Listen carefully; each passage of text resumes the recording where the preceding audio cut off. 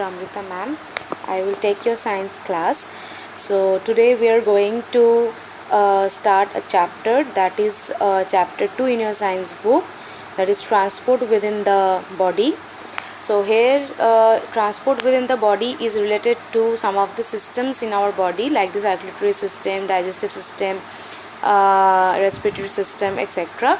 But here we will study the circulatory system, that is related to blood and the heart. That is actually what related to the transportation system inside the body.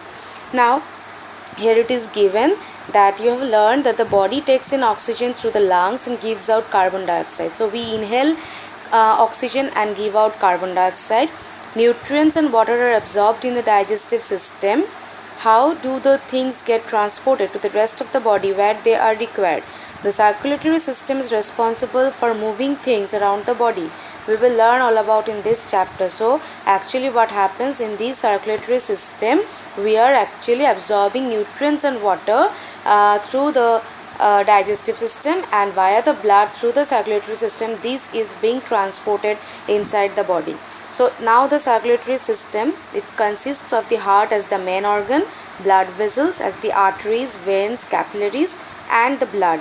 Now blood, what is its function? It carries the oxygen and nutrients to various parts of the body and removes the waste materials, as you know, that is the carbon dioxide.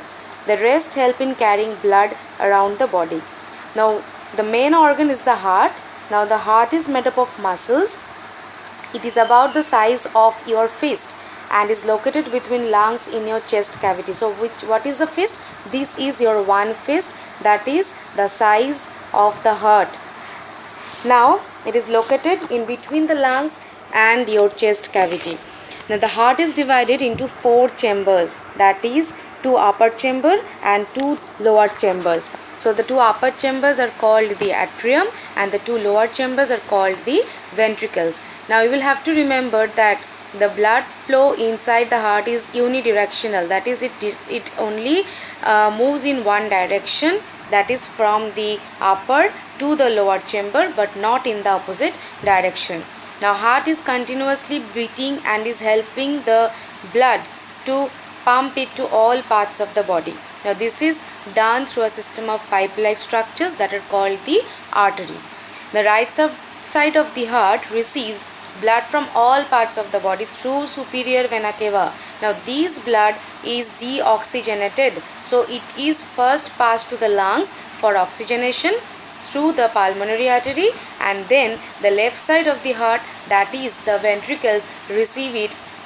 Ventricles as well as the left part of the auricle receives it through from the lungs, that is now oxygenated, and through the pulmonary vein.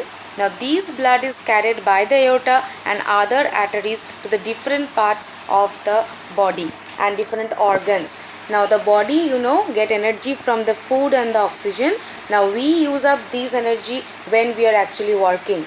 Now in order to supply this energy, the heart needs to pump the blood, more blood, therefore it beats faster. As heart will work faster, it will also beat faster. So you will have to know that every time the heart beats, it pumps about 150 ml of blood into the arteries. This is very, very important. So this was the basic circulatory system. This is the human heart as I have drawn here. This is the right auricle, this is the right ventricle, this is the left hand side, left auricle and the left ventricle.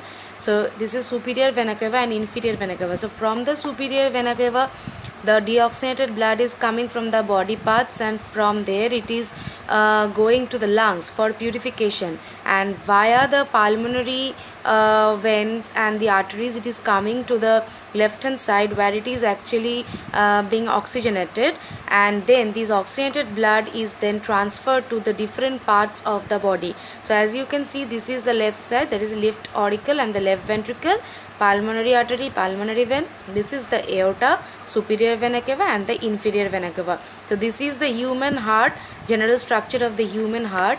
A much more revised model has been given in your book. This one you will have to practice this diagram very well, so that if labeling comes you can draw it